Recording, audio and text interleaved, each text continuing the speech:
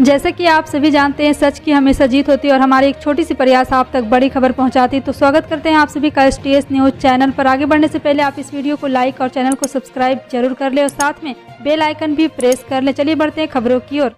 और आप किस राज्य शहर से न्यूज को देख रहे हैं, कमेंट में जरूर लिखिए।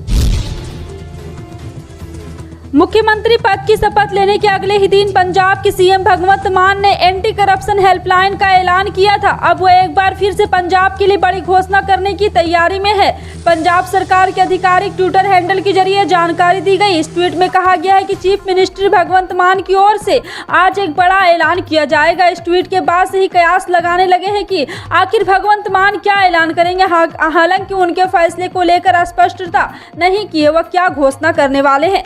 भगवंत मान पंजाब सरकार के फैसले के बारे में वीडियो संदेश के जरिए जानकारी देंगे। 16 मार्च को CM पद संभालने वाले भगवंत मान सत्ता में आने के बाद से ही एक्शन मोड में दिख रहे हैं। उन्होंने सबसे पहले एंटी करप्शन हेल्पलाइन जारी किया था। इसके बाद 35,000 कर्मचारियों को नियमित करने की घोषणा की थी, जो अब तक कॉन्ट्रैक्ट पर ही काम कर रहे थे। यही नहीं, भगवंत मान सरकार की ओर से पूर्व विधायकों की पेंशन में भी कटौती की जा चुकी है। अब हर विधायक को एक समान ही पेंशन मिलेगी। बिहार स्कूल एजुकेशन बोर्ड ने बिहार बोर्ड 10वीं के नतीजों की तारीख का ऐलान कर दिया है। बोर्ड कल यानी कि गुरुवार को दोपहर 1 बजे 10वीं के नतीजे जारी करने जा रहे हैं। जिन स्टूडेंट ने बिहार बोर्ड 10वीं की परीक्षा दी थी वे अपने रिजल्ट बोर्ड की आधिकारिक वेबसाइट biharboardonline.bihar.gov.in पर देख सकेंगे। बिहार बोर्ड ने ट्विटर के जरिए ये बिहार बोर्ड 10वीं के नतीजों की तारीख के बारे में जानकारी दी। BSEB ने ट्वीट किया है कि श्री आनंद किशोर अध्यक्ष बिहार विद्यालय परीक्षा समिति ने बताया कि श्री विजय कुमार चौधरी माननीय मंत्री शिक्षा विभाग द्वारा दिनांक 31/3/2022 को दोपहर 1 बजे मैट्रिक परीक्षा वार्षिक परीक्षा 2022 के परीक्षाफल को जारी किया जाएगा। यूपी के मुख्यमंत्री का पद दोबारा संभालते ही योगी आदित्यनाथ बेहद सक्रिय हो गए हैं। उन्होंने नवनिर्वाचित सभी मंत्रियों के लिए एक नई व्यवस्था बनाई है। इसके तहत मंत्रियों को अब यूपी से बाहर जाने से पहले पार्टी और सरकार को इसकी जानकारी देनी होगी। उन्हें बिना जानकारी दिए यूपी से बाहर की अनुमति नहीं दी जाएगी। जी हां, आपको बता दें कि सरकार मंत्रियों की फिजूल खर्ची पर भी लगाम लगाने जा रही है। मंत्री अब मन मुताबिक बड़ी गाड़ियां, घरों और दफ्तरों में फर्नीचर या अन्य फिजूल खर्चे नहीं कर सकेंगे।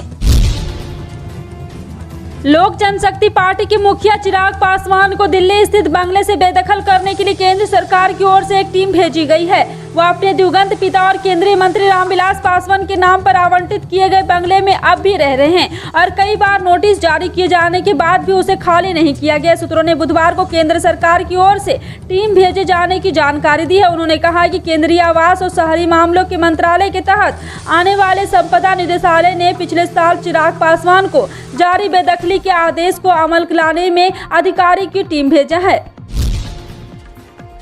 हिमाचल प्रदेश में विधानसभा में पहले मई-जून में नगर निगम शिमला के चुनाव होने हैं। ऐसे में सभी दल तैयारियों में जुटे हैं। पंजाब में प्रचंड जीत दर्ज करने के बाद आम आदमी पार्टी ने भी इस चुनावी समर में उतरने की तैयारी कर ली है। आम आदमी पार्टी के राष्ट्रीय संयोजक और दिल्ली के मुख्यमंत्री अरविंद केजरीवाल 6 अप्रैल को मुख्यमंत्री के गिरा जिला मंडी से रोड शो कर चुनावी शंखनाद करेंगे। केजरीवाल की चुनौती को कांग्रेस के वरिष्ठ नेता और हिमाचल प्रभारी राजेश शुक्ला ने खारिज कर दिया है। राजधानी शिमला में बुधवार को नगर निगम चुनाव को लेकर आयोजित बैठक के लिए पार्टी मुख्यालय पहुंचे शुक्ला ने कहा है कि आपका हिमालय में कोई प्रभाव नहीं पड़ेगा।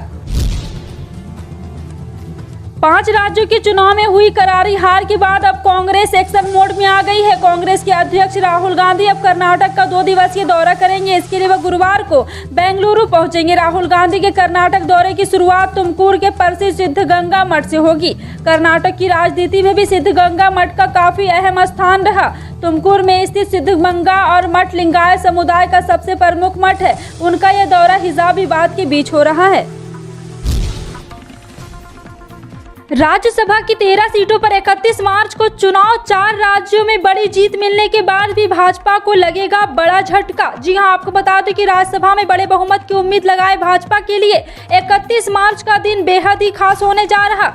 6 राज्यों की 13 सीटों पर 31 मार्च को चुनाव है। इस चुनाव में भाजपा की कोशिश ज्यादा से ज्यादा सीटों पर चुनाव जीतने की। हालांकि पंजाब की 5 सीट पर आम आदमी पार्टी के उम्मीदवार की पहले ही जीत हो चुकी है। वहीं वामपंथी शासित राज्य केरल को 3 सीट पर भी भाजपा को जीत नहीं मिल रही है। हालांकि असम की 2 सीट, हिमाचल प्रदेश में 1, नागालैंड और त्रिपुरा में 1-1 सीट पर भाजपा की नजर है। दरअसल 5 राज्यों के चुनाव के बाद अब देश में राज्यसभा चुनाव में भाजपा और विपक्षी दलों के बीच जोर आजमाइश है। और आपको बता दें कि पंजाब में आप ने 92 सीटें जीत करके, इसलिए वहां की 5 सीटों में से 1 पर भी भाजपा को जीत नहीं मिली। उल्टे भाजपा की एक और अकाली दल की 2 सीट हाथ से जा रही है। इस तरह केरल में वामपंथी दलों के हाथ में 3 सीट जाने का अनुमान है। इस कारण सत्ताधारी भाजपा को 13 में से 8 सीटें पहले ही गंवानी पड़ रही है। जी हां, आपको बता दें कि इस बार फिर से भाजपा को राज्यसभा में करारा हार का सामना करना पड़ रहा है। 1 अप्रैल से आधार और पैन कार्ड को लिंक कराना अनिवार्य कर दिया गया है। अगर आपने अभी तक अपना आधार और पैन कार्ड लिंक नहीं किया है तो इन 2 दिन यानी कि 30 मार्च और 31 मार्च में ही कर लें।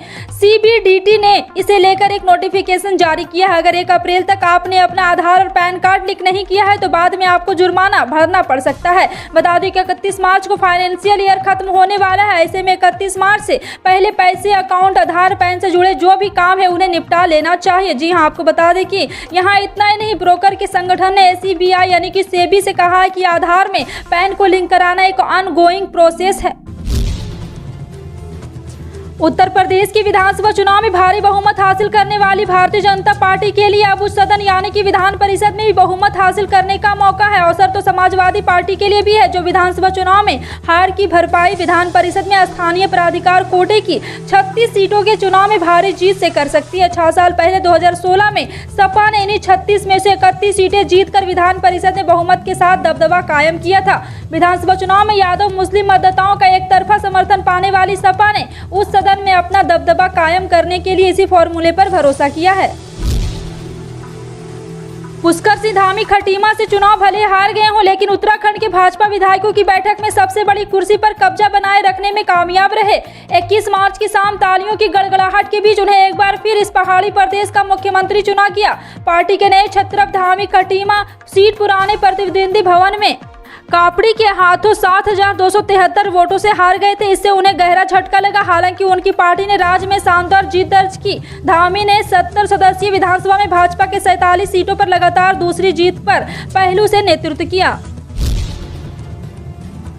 इस बार मार्च में ही गर्मी तल्ख तेवर दिखाने लगी है। अभी से ही अप्रैल व मई महीने जैसी गर्मी का एहसास होने लगा है। तापमान में लगातार होने वाली वृद्धि ने लोगों को परेशान किया हुआ है। आने वाले दिनों में कोई राहत मिलने की उम्मीद नहीं नजर आ रही। मौसम विभाग की वेबसाइट के अनुसार मंगलवार को फरीदाबाद का अधिकतम तापमान 31 डिग्री सेल्सियस दर्ज किया गया। पिछले साल 29 मार्च को अधिकतम तापमान 39 व 30 मार्च को 38 डिग्री सेल्सियस दर्ज किया गया था। 7 साल के आंकड़ों के बीच बात करें तो इस साल सबसे अधिक गर्मी है।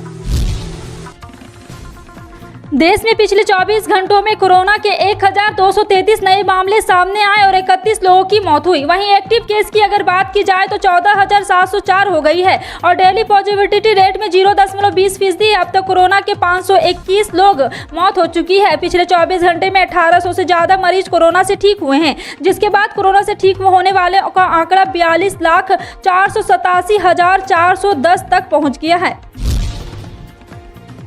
पड़ोसी राज्यों की तुलना में मध्य प्रदेश में पेट्रोल और डीजल सबसे महंगा है। महाराष्ट्र की सीमा से बालाघाट में पेट्रोल 115.67 रुपये प्रति लीटर है। और आपको बता दें कि इन इलाकों में पेट्रोल और डीजल के लिए लोग महाराष्ट्र का भी रुख करते हैं। वहीं पेट्रोल की कीमतों में आज 0.87 रुपये प्रति लीटर की बढ़ोतरी हुई है। इसके बाद से भोपाल, इंदौर, जबलपुर, ग्वालियर में भी भाव 113 रुपये प्रति लीटर के पार पहुँच गया है। 5 राज्यों के विधानसभा चुनाव से पहले जो लोगों को राहत मिली थी वो चुनाव खत्म होते ही खत्म हो गई है। फिलहाल आपका इन सभी खबरों पर क्या कहना है, कमेंट सेक्शन में टाइप करके जरूर बताएं। पल पल की अपडेट जानने के लिए जुड़ रहे हैं आप अपने NTS न्यूज चैनल से। मिलते हैं अगली बड़ी खबर में, तब तक के लिए जय हिंद।